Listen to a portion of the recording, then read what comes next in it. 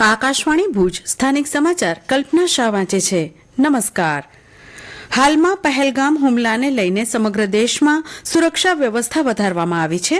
ખાસ કરીને ભારત પાકિસ્તાનની સરહદને અડીને આવેલા વિસ્તારોમાં સુરક્ષા વ્યવસ્થા વધુ મજબૂત બનાવવામાં આવી છે. ખાવડા પોલીસ સ્ટેશનની હદમાં આવતા અને દેશના અંતિમ ગામ કુરનની પશ્ચિમ કચ્છના પોલીસ વડા વિકાસ સુંડાએ મુલાકાત લીધી હતી. આ પ્રસંગે પોલીસ વડાએ ગામનું નિરીક્ષણ કર્યું હતું અને વિવિધ માહિતી મેળવી હતી. મુલાકાત દરમિયાન ગામના લોકો સાથે પોલીસ વડાએ બેઠક કરી અને આ વિસ્તારમાં કોઈપણ અજાણ્યા વ્યક્તિ અથવા દેશ વિરોધી ગતિવિધિ દેખાય તો તરત સ્થાનિક પોલીસને જાણ કરવા અપીલ કરી હતી. ગામના અગ્રણી ઝાલુભા સોઢા સહિતના આગેવાનોએ એસપી વિકાસ સુંડાનું સન્માન કર્યું હતું. કચ્છ જિલ્લામાં આરોગ્ય વિષયક સેવાઓને વધુ સુદ્રઢ બનાવવા જિલ્લા આરોગ્ય વિભાગ દ્વારા અમલી વિવિધ કામગીરીની સમીક્ષા બેઠક આજે યોજાઈ હતી.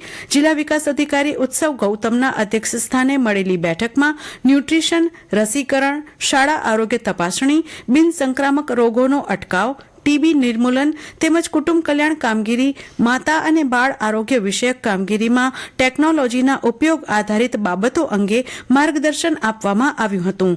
આ ઉપરાંત તાલુકા હેલ્થ ઓફિસરોને અને આઈસીડીએસ પ્રોગ્રામ ઓફિસરને બાળકોના પોષણયુક્ત સ્વાસ્થ્ય તરફ ખાસ ધ્યાન આપવા સૂચન કરાયું હતું. ગુજરાત સ્થાપના દિને સામખિયાળી પોલીસ મથક હેઠળ આવતા શિકારપુર ખાતે લોક ભાગીદારીથી 40 લાખ રૂપિયાના ખર્ચે તૈયાર થયેલી પોલીસ ચોકી તથા 20 લાખ રૂપિયાના ખર્ચે તૈયાર થયેલ અદ્યતન ચેકપોસ્ટને ખુલ્લી મૂકવામાં આવી હતી. આ પ્રસંગે ઉપસ્થિત રહેલા બોર્ડર રેન્જના પોલીસ મહાનિરીક્ષક ચિરાગ કોરડિયાએ પાટીદાર નવયુવક ચેરિટેબલ ટ્રસ્ટના નેજા હેઠળ લોક ભાગીદારીમાં સાથ આપનાર તમામ દાતાઓનો આભાર વ્યક્ત કર્યો હતો. રાપરના ધારાસભ્ય વિરેન્દ્રસિંહ જાડેજાએ જણાવ્યું કે આ પંથકમાં વિકાસલક્ષી અનેક કાર્યો પ્રગતિ પર છે, જેમાં સરકાર સાથે લોક ભાગીદારી પ્રજાની સક્રિયતા દર્શાવે છે. પૂર્વ કચ્છ પોલીસ વડા સાગર બાગમારે જણાવ્યું કે શિકારપુર આઉટપોસ્ટ ગુનાખોરી ડામવા ઉપકારક બનશે. ભારતીય પોસ્ટ વિભાગ દ્વારા જ્ઞાન અને માહિતીના પ્રસારના ઉદ્દેશ્યથી ગઈકાલથી જ્ઞાન પોસ્ટ નામની નવી મેલ સર્વિસનો આરંભ કરાયો છે. પોસ્ટ વિભાગ શૈક્ષણિક પુસ્તકો, સ્પર્ધાત્મક પરીક્ષાઓની તૈયારી સંબંધિત સામગ્રી અને સામાજિક તેમજ સાંસ્કૃતિક મહત્વ ધરાવતા પુસ્તકો માટે વિશેષ સુવિધા પૂરી પાડશે. આવા પુસ્તકોના પેકેટ માટે 300 ગ્રામ સુધી ₹20 અને 5 કિલો સુધી ₹100 વસૂલાશે. પુસ્તકો પર ટ્રેક અને ટ્રેસની સુવિધા પણ મળશે. પોસ્ટ ઓફિસોના કાઉન્ટર પર રિટેલ બુકિંગ થઈ શકશે. આવા તમામ પેકેટ પર જ્ઞાન પોસ્ટ લખેલું હોવું આવશ્યક છે. ઉલ્લેખનીય છે કે જ્ઞાન પોસ્ટ અંતર્ગત માત્ર બિન વાણિજ્યિક શૈક્ષણિક સામગ્રી જ મોકલી શકાશે. આ સેવાની હેઠળ કોઈપણ વ્યાવસાયિક અથવા વાણિજ્યિક પ્રકાશન તેમજ જાહેરાતો ધરાવતા પ્રકાશનો સ્વીકારવામાં આવશે નહીં.